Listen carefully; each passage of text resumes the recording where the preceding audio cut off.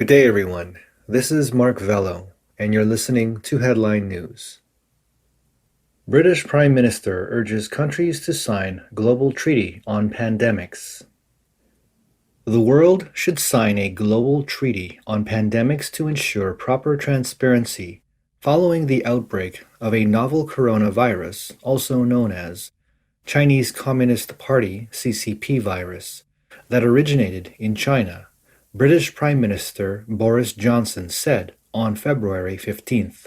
In response to a reporter's question about who is responsible for the lack of transparency regarding the origin of the CCP virus pandemic, Johnson said, "I think it's fairly obvious that most of the evidence seems to point to the disease having originated in Wuhan." He said, "Therefore, I think we all need to see as much as we possibly can about how that might have happened. The zoonotic questions that people are asking. I think we need as much data as possible." He added that we would be keen to sign a global pandemic treaty where signatories would sign a joint agreement on transparency, agreeing to provide any data on pandemics in the future.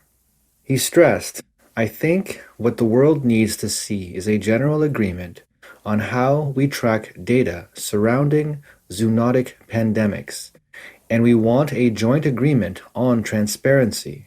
According to the New York Times, WHO scientists recently said that China refused to provide the WHO scientists with raw data on early cases and the outbreak in Wuhan, and that they had intense disagreements with Chinese personnel over access to such patient files and related issues, with both sides erupting into shouts at times. The investigators said the absence of such data made it difficult for the WHO scientists to find clues that would help prevent another outbreak of such a dangerous virus in the future. Separately, the Wall Street Journal reported on the 12th, citing WHO investigators, that the CCP authorities have refused to provide investigators with raw, personalized data on 174 cases identified in the early stages of the December 2019 outbreak in Wuhan that could help them determine how and when the CCP virus first began spreading in China.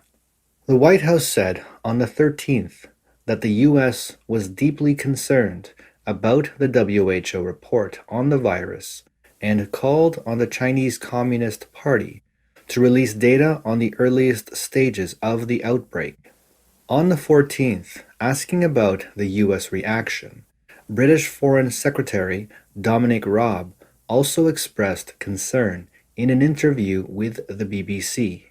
He said, "We do share concerns that they get full cooperation and they get the answers they need, and so we'll be pushing for it to have full access, get all the data it needs to be able to answer the questions that I think most people want to hear answered around the outbreak."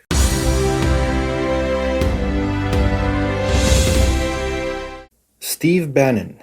Trump could run for House Speaker in 2022 and impeach Biden before running for president in 2024. According to the Boston Herald reported on Monday, February 15th, former White House chief strategist Steve Bannon told Boston Republicans that former President Trump could run for House Speaker in 2022 and impeach President Joe Biden before running for president in 2024. Trump is a disruptor, but he had a long-term vision, Bannon told the Boston Ward 20 Republicans at their second annual Lincoln Day breakfast on Saturday morning. "I absolutely believe in the marrow of my bones that he will be our nominee in 2024. He will come back to us. We will have a sweeping victory in 2022, and he'll lead us in 2024. Bannon suggests that there's no need to form a third party. "That's a waste of time," Bannon said. "We can transform the Republican Party into more of a Make America Great Again MAGA movement. Just immerse the MAGA movement with the Republican Party, and we're going to have massive victories in the future. Bannon also talked about his plan that Trump should run for House Speaker in 2022. He said that Republicans could have a massive Tea Party sweep, like we did in 2010, so they can pick up dozens of seats in Congress and totally get rid of Nancy Pelosi. He said the first act of Trump as Speaker would be to impeach Biden. After impeaching Joe Biden in 100 days, President Trump steps down and announces he's running in 2024, Bannon added. Bannon was pardoned by Trump hours before he left the White House. Bannon had been indicted for fraud charges relating to a border wall fundraising effort. Lou Murray, chair of the Boston Ward 20 Republican Committee, told the Epoch Times that Trump would win 2024 if he chooses to run. Senator Lindsey Graham said, "Donald Trump is the most vibrant member of the Republican Party. The Trump movement is alive and well." Nikki Haley, a former Trump supporter and former U.S. ambassador to the United Nations, came out on the opposite side of Trump after the January 6 incident in Congress. In response, Murray criticized Haley, saying she is seen at best as a craven political careerist, at worst as an empty-headed tool of the corporatists. Either way, she is out of step with the new GOP that is all in for America first and the American worker. In a statement after his acquittal from impeachment, Trump said the Make America Great Again movement had just begun. In the months ahead, I have much to share with you, and I look forward to continuing our incredible journey together to achieve American greatness for all of our people, he said. Trump hasn't declared that he would run in 2024. He indicated that he will be back in some form when he left office on January 20th.